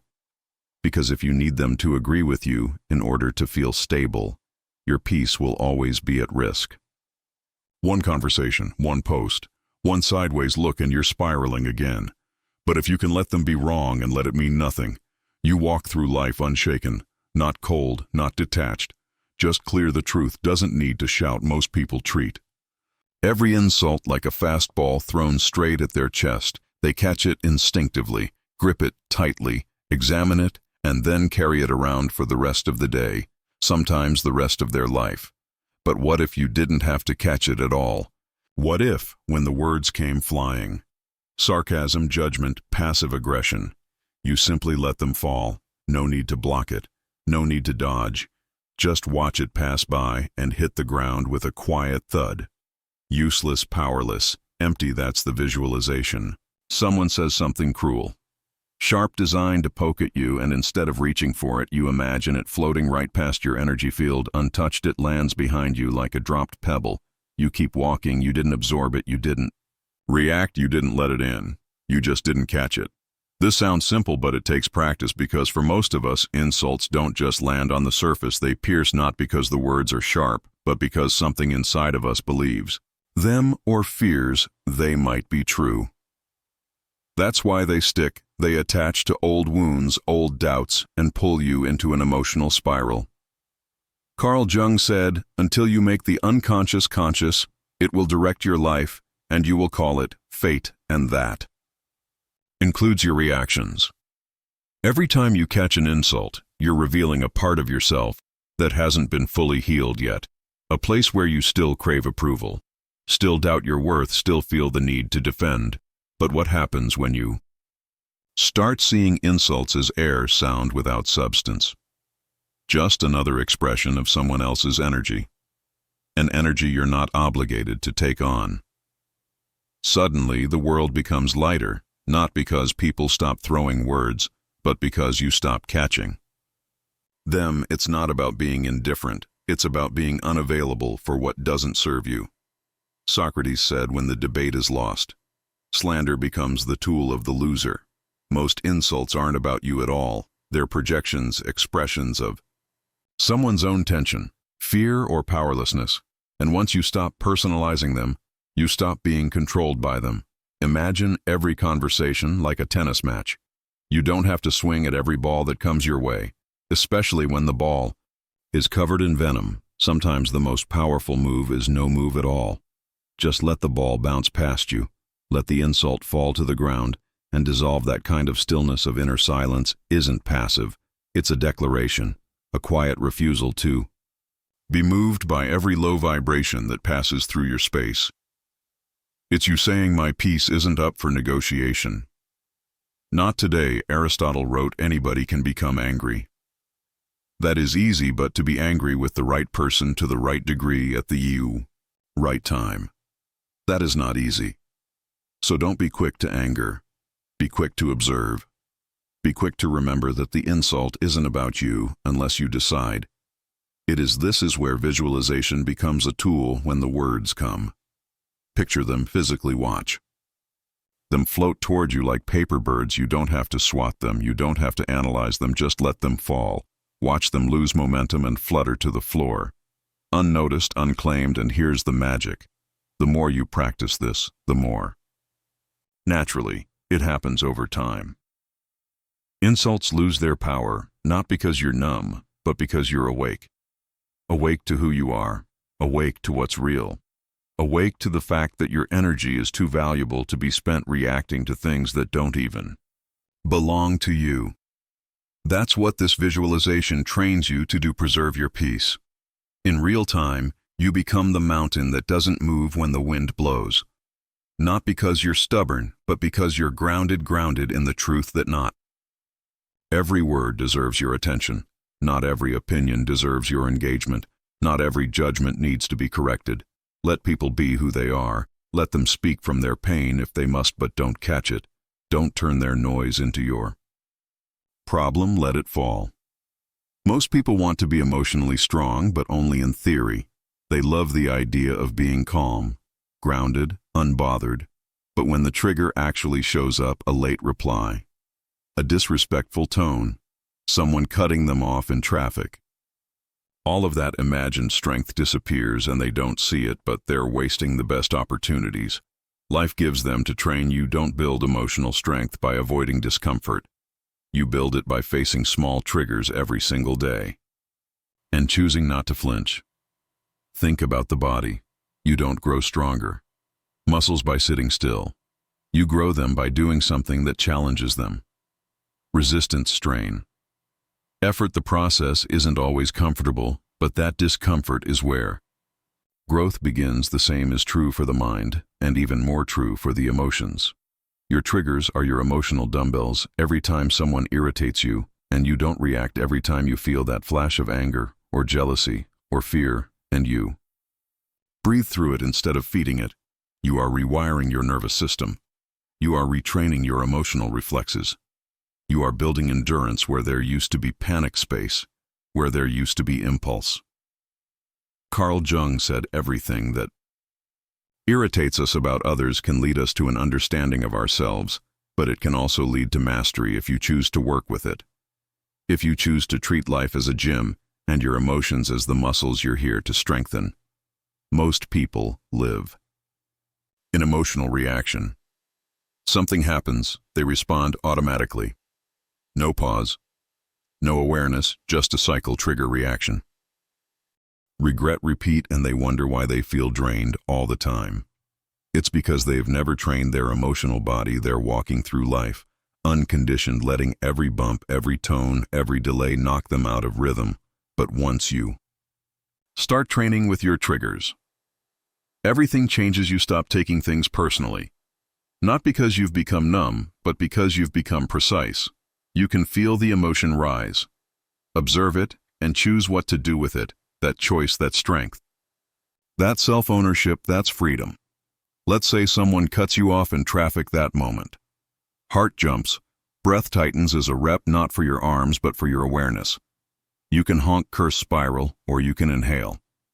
You can remember that this is your training, that the other person is just a stranger you'll never meet again. But your reaction that stays with you, that shapes you. Multiply that moment by 100 tiny moments a day, and you have your emotional gym, that coworker who interrupts you, representative. The text you expected but didn't get, representative. The slow Wi-Fi, the spilled coffee, the passive-aggressive comment, rep. And with each one you get stronger, not by force but by choice. Not by pretending it doesn't bother you, but by staying conscious in the middle of it. Socrates said the secret of change is to focus all of your energy not on fighting the old, but on building the new. So don't waste time fighting every trigger. Don't obsess over the fact that you got annoyed or felt disrespected or lost your patience. Instead, ask, how can I use this? How can I let this become the rep I needed today? Emotional mastery isn't about never being triggered. It's about using your triggers as training partners, and that means you stop avoiding hard conversations. You stop ghosting situations that make you uncomfortable. You stop blaming the world for not being easier, and instead you get better at holding your ground inside it. You start to see frustration not as a problem but as resistance you get to lift. You start to view envy not as something to suppress, but as something to examine. What is it pointing to? What can it teach me about my own unmet desires? Even sadness becomes part of the workout when you let yourself feel it fully without letting it run your decisions. You're building emotional capacity, the ability to hold big energy without losing your direction. Aristotle said, "We are what we repeatedly do." Excellence, then, is not an act, but a habit that includes emotional excellence. If you want to be calm under pressure, then you have to practice calm when things feel pressurized. If you want to be patient, then your daily annoyances are the arena. There's no magical transformation coming, there's only now. Only the choice to train again and again. This kind of training rewires your brain. Your nervous system becomes less reactive. Your breathing deepens, your default response slows down, and you start to feel something you may not have felt in a long time-space. Space between stimulus and response, space to choose something higher than your past patterns. Space to decide who you're becoming, moment by moment, and that space, that's your evolution. Most people spend their entire lives avoiding discomfort, dodging triggers, escaping anything that pokes at their wounds. But you're not here for avoidance, you're here to grow, and that means walking toward the tension. Not with fear, but with purpose. Let your triggers teach you. Let them expose your edges. Let them show you the parts of yourself still holding on to old beliefs, old insecurities, old reactions, and then each time you feel that familiar spark of irritation, of pride, of panic. Pause, see it as a bell ringing at the start of a new set, your moment to lift your moment, to choose your moment to become who you say you are. This is emotional strength, quiet, steady, built in the moments no one sees because no one applauds when you pause instead of snapping. No one throws you a parade for staying silent when you could have erupted. But those are the reps that count. Those are the moments that build the emotional body you need to carry everything else. So train with your triggers. Life's not punishing you, it's shaping you. Most people believe in speaking their truth. We're told not to bottle things up, not to let people walk all over us. Express how you feel, they say, don't let it fester. And yes, there's truth in that, but not the whole truth, because there's another kind of expression. That doesn't liberate you. It leaks from you. It's not healing, it's harm disguised as honesty. That's what happens when you speak from the wound, not the wisdom from the ache, not the understanding. There's a time to speak, but there's also a time to wait, not forever, just long enough to let the sting pass, to let the noise settle, to let the message you're carrying find clarity instead of chaos. Because what we say in pain often sounds nothing like what we mean in peace. Carl Jung said, knowing your own darkness is the best method for dealing with the darkness of other people. But you can't know your own darkness while it's still flaring, while it's still hot, while your nervous system is flooded and your ego is screaming for validation, for defense, for revenge. In that state, you're not speaking from your true self. You're speaking from your wound, and wounds don't have good language. They have survival reflexes. They blame, they exaggerate. They speak in ultimatums. They say things that can't be unsaid. That's why silence at the right time is not weakness. It's strategy. It's restraint. It's what protects you from saying something that might feel good for a second, but damage everything you've built for years. That pause, that moment where you want to say everything but choose not to, is where your real strength is tested, because it's not hard to speak when emotions are high. It's hard to wait to feel everything and still say nothing, to sit with the pain, not project it, to let your inner storm pass before you bring anyone else into it. Socrates once said, "The greatest way to live with honor in this world is to be what we pretend to be." And many people pretend to be strong by speaking first, by getting the last word, by unloading what they feel without considering what it might cost. But true strength looks like this: I'm in pain, and I still choose not to hurt you with it. I'm angry, but I won't let that be the only voice in the room. I'm triggered, but I won't turn that into a weapon. That kind of silence is sacred. It gives you space to find your truth, not the one distorted by emotion, but the one anchored in self-awareness, the one that holds accountability, not just accusation, the one that honors both you and the relationship you're speaking into. Because once you've healed, or at least begun to heal, your words soften. They stop sounding like explosions and start sounding like insight. You're not just trying to prove a point or punish someone anymore. You're trying to connect. You're trying to build something stronger than your pain. And ironically, once you've done that inner work, you often find that you don't need to say half of what you thought you did. The emotional charge is gone. The need to defend disappears. The urgency fades, what remains is calm, grounded clarity, and from that place you can speak with power that doesn't wound. You can express yourself without spilling unprocessed emotion on someone who might not deserve it. Aristotle said, anybody can become angry, that is easy, but to be angry with the right person to the right degree at the right time and in the right way, that is not easy. The same is true for all strong emotion. The words you speak in your most triggered state aren't wise. They're just loud, and loud doesn't equal true. Loud equals wounded. So how do you know if you're speaking too soon? If you still feel the urge to win, you're not ready. If you're still crafting sentences in your head designed to sting or shame, you're not ready. If you feel that familiar tightness in your throat, that quickened breath, that racing mind, you're not ready. Wait not forever, just until your clarity returns, just until you can separate your truth from your pain, just until you can speak without needing to dominate, hurt, or be right, because when you speak after you've healed, you say fewer words, and they land deeper. You don't need to explain everything. You don't need to rehash the entire story. You just name what's real, what matters, what you've learned, and people feel the difference. They're more open, less defensive, more willing to hear you because you're not throwing your pain at them.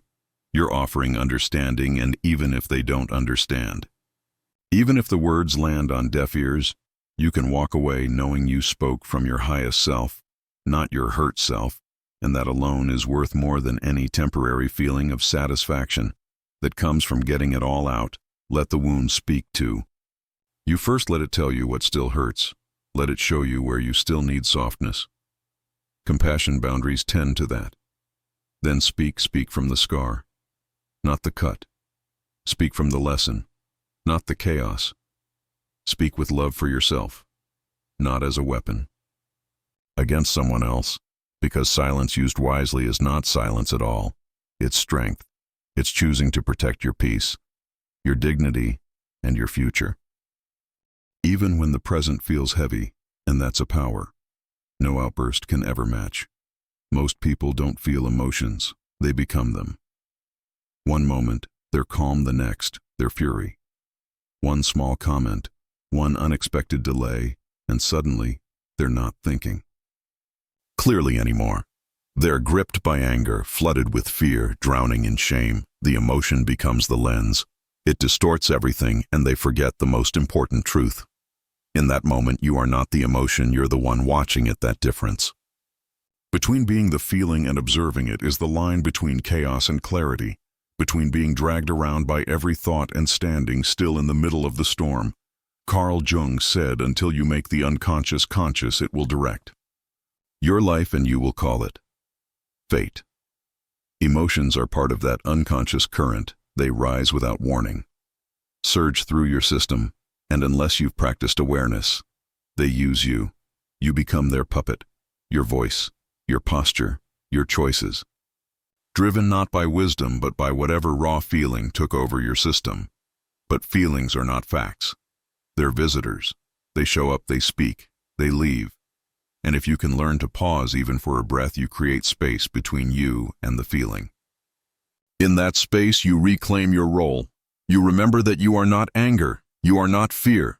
You are not the ego, screaming to defend itself. You are the observer, the one behind the thoughts, the one who can choose not to react. Socrates said, know thyself. But how can you know yourself if you're constantly merged with whatever mood is present? Self-knowledge begins with separation, with stepping back not to disconnect, but to see, to notice the story. Your emotion is telling without blindly believing. Let's say anger rises. It feels urgent. It tells you that someone crossed a line. It demands action now. But if you wait just a few seconds, if you don't move, don't speak, don't lash out, you begin to notice the anger isn't you, it's just energy, a defense mechanism. A flare from some part of you that felt threatened, and when you don't obey it, immediately it loses power. You feel it, but it doesn't control you. Fear works the same way. It creeps in with whispers of what might go wrong. It tightens. Your chest speeds up. Your breath fills your head with disaster. But even fear, when observed, weakens the act of naming it. Others' fear pulls you into presence. You become the watcher, and the watcher is always calm because the watcher knows that.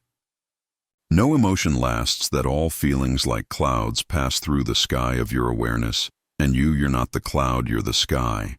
Aristotle said anyone can become angry, that is easy, but to be angry with the right person, to the right degree, at the right time, that is not easy. What makes it possible is disidentification. That's the superpower, to be able to say, I feel anger rising, but I am not that anger. That shift gives you choice, and choice is what transforms reaction into response. You stop being pulled around like a puppet. You start guiding your behavior with intention. This doesn't mean you suppress how you feel. You don't deny the emotion, you welcome it. You feel it deeply, but you don't become it. You don't build your identity on it. You let it flow through, not root and think of it like a fire alarm going off. The emotion is the alarm, loud, urgent, impossible to ignore, but you don't grab a hammer and start smashing things. You investigate, you look for the source. Is there a real fire or just some smoke? That's how you begin treating emotions, with curiosity instead of compliance. Every time you choose to observe instead of react, you get stronger, more centered, more free. You stop walking through life as a slave to your moods. You become consistent. Steady people feel the difference in your energy. You're not so easily rattled, not so easily provoked, not because you don't feel, but because you don't let feelings define you. Plato wrote the first and best victory is to conquer self, and you conquer self not by force but by awareness, by noticing the exact moment when emotion wants to take the wheel and calmly, quietly choosing to keep your hands on it. Instead, this is not easy work. It takes practice, patience, discipline. But with each moment of disidentification, you get closer to emotional sovereignty, the state where you no longer need the world to be perfect for you to be okay. Because now your peace doesn't depend on external harmony. It depends on inner separation between you and the storm. You are not the anger. You are not the fear. You are not the ego shouting for control. You are the one watching it all unfold with quiet power and the ability to decide what comes next. The world won't go quiet. Just because you found your peace, people will still cut you off. Mid-sentence, they'll still talk behind your back. Misread your intentions, fail to apologize. Choose ego over honesty. Life will still throw things you didn't plan. Late nights, early calls, broken trust, sudden losses. The noise won't stop, the chaos won't dissolve. But if you've mastered what we've been building toward, you won't shake, because the point was never to change the world. The point was to change how you move through it. Most people live in a constant state of emotional turbulence, bouncing between triggers like a pinball. They believe they need the world to be different, kinder, quieter, more predictable for them to feel okay, so they try to manage everything outside themselves, clinging to people who agree, avoiding situations that might sting, chasing control like it's the only way to stay afloat. But what if you didn't need to control the waves? What if you just learned how to stand still inside them? Carl Jung said, I am not what happened to me, I am what I choose to become. And in this frame, the final one, you become untouchable. Not because nothing touches you, but because it no longer owns you. You don't become the noise. You don't match every mood in the aberry room. You don't swing wildly from high to low, based on someone else's words. You stay centered, quiet, inside. That's the power of all the inner work of watching, detaching, disidentifying. You begin to live not as a reactor, but as a responder, and the difference is everything. Reacting is fast, defensive, emotional. It's driven by fear or pride or unexamined pain. Responding is slow, deliberate, conscious. It comes from presence, not panic, and once you live from response, the world starts to look different. Not because it changed, but because you did. The same insult that used to burn now sounds like static. The same rejection that once collapsed you now feels like redirection. You lose the urge to prove yourself. You no longer need to win arguments or control outcomes. You don't need the apology to find closure. You don't need everyone to understand. That's emotional freedom. Socrates said, to find yourself, think for yourself, and to think for yourself, you first have to see yourself separate From the waves of emotion, the noise of ego, the storms that others live inside, because when you know who you are, no one else can tell you who you're not. And here's the part. No one tells you, when you master this, you still feel you're not a robot. You're not numb. You still notice the betrayal, the sarcasm, the loss, you still care. But the difference is, you don't react from the wound. You respond from the wisdom that was forged through it. That quiet confidence that shows up in how you breathe.